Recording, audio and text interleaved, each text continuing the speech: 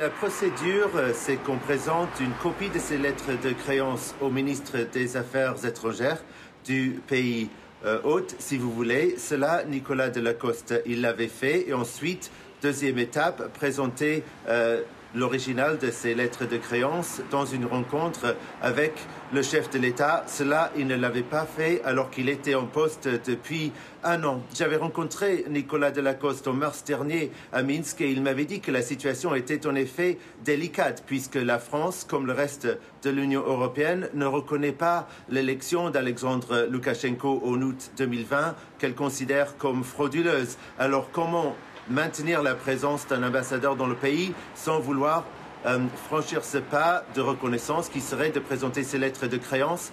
La France se félicitait de ne pas être le seul pays dans cette situation, si vous voulez, parce que les États-Unis devaient aussi avoir un nouvel ambassadeur, en fait une ambassadrice qui était nouvelle à Minsk et devait présenter ces lettres de créance.